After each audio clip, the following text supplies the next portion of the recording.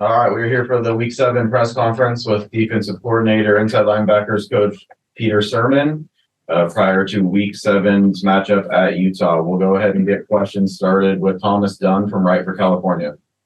Good morning, Peter.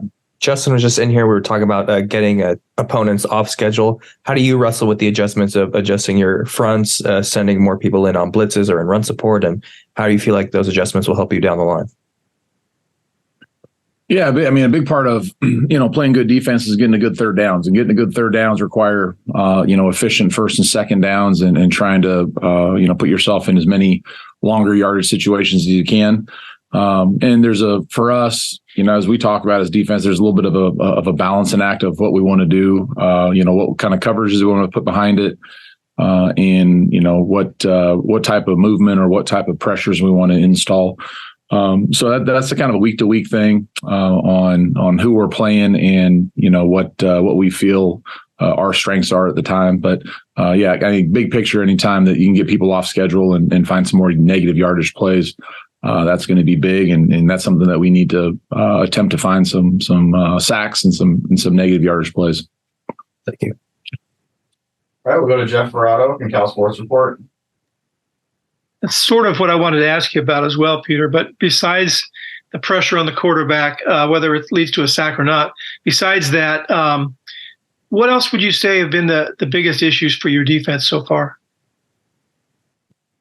The things that really kind of stood out, it's been some of the matchups down the field. Thought we had some opportunities, win some plays on third downs on Saturday, and the balls were completed. Unfortunately, there were some opportunities to get some disruption on the quarterback, but the ball came out, or maybe we didn't run the pattern exactly the way we kind of tried to get it instructed.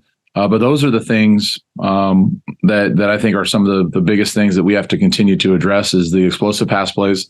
We haven't done a fantastic job of getting the quarterback on the ground, and sometimes sacks aren't reflective of harassing a quarterback or getting good pressures. So it's not all about sack numbers, but we have to do a better job of, it doesn't matter if we're in 4-man rush or 5-man, of winning some more matchups up front and being able to be disruptive with the quarterback. And then, guys in the back end, when the ball's in the air, we have opportunity to secure a tackle. We have to do those things. So I think for the last 12 months, we've been talking about pass defense as a we proposition, and it's really no difference. All right, we'll go to Jake Curtis. Yeah, Justin said that Jackson is day-to-day. What effect does that have on a defense if he doesn't play, and who would play in his stead if he doesn't play? Well, anytime that you have a guy that isn't practicing and getting ready for a game, there's always a little bit of a disruption just because there's so much invested in his those guys that play a lot, that make all the calls. There's a lot invested into the mental side of how you get lined up, of how you communicate, of the checks that we have up for the week. So that will always be something if a guy does miss some time. Those are challenging things. But the room, we got Blake Anzalatis, Hunter Barth, Muelo Iosefa, Kay Uluave, KJ. There's some very able-bodied guys in there, and then that if Jack's not ready to go, those guys will be ready to go, and we'll put them in the best position we can, and they need to go out there and make the plays that present themselves. All right, we'll go back to Jeff Ferrato. Yeah, obviously Utah has not had Cam Rising yet, and it's kind of a mystery as to when or if he will play. How do you prepare for that? You have tape on him, obviously, but you haven't played them for years. And what do you think of the other two quarterbacks? And I think Bryson's also banged up. Yeah, it's I think the style of play, could change a little bit. I mean, Cam Rising is a fantastic player. He's been, an exceptional player for a long time in the conference.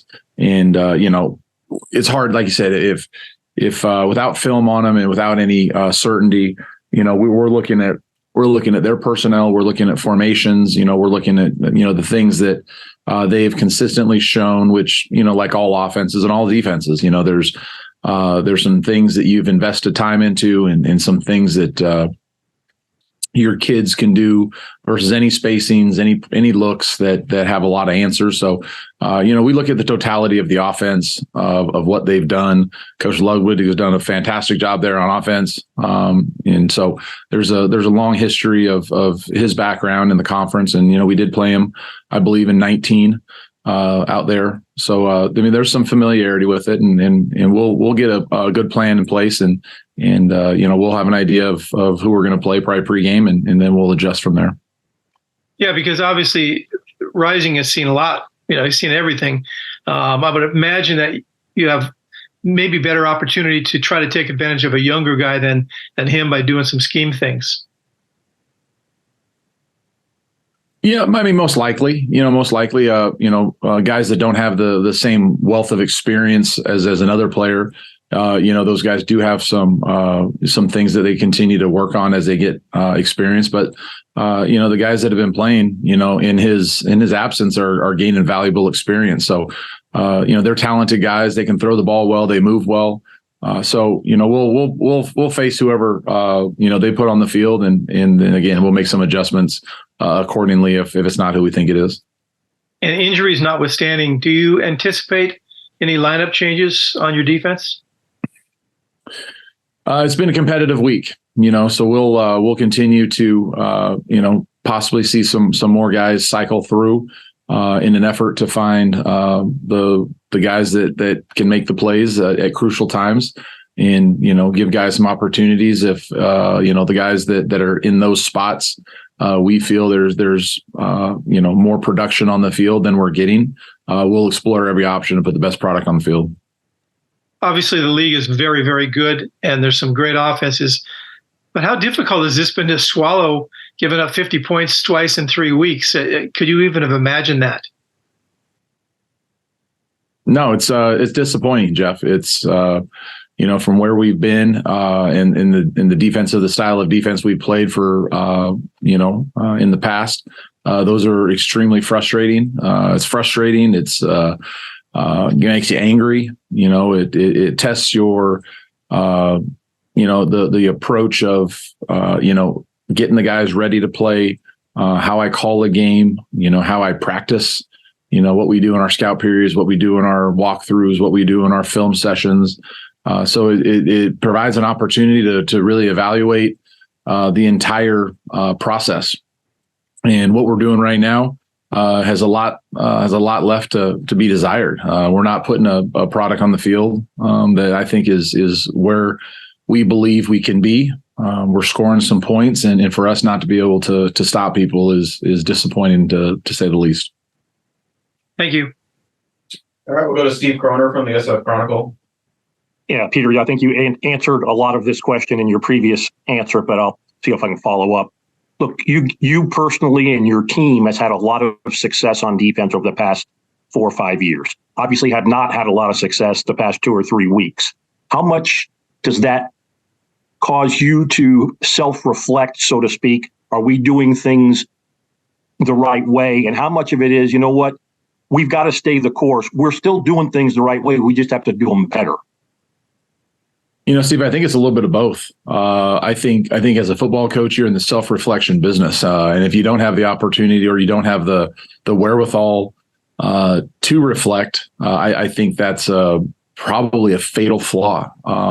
However, every time there's a bump in the road or you're not playing as well as you believe, that doesn't make it necessary to deviate from the course when you do have a body of work of being able to perform and give your team an opportunity to win. So I think it's a little bit of both. And I think that's a well-pointed question of how do you navigate as a coach when things aren't going the way you want them to go.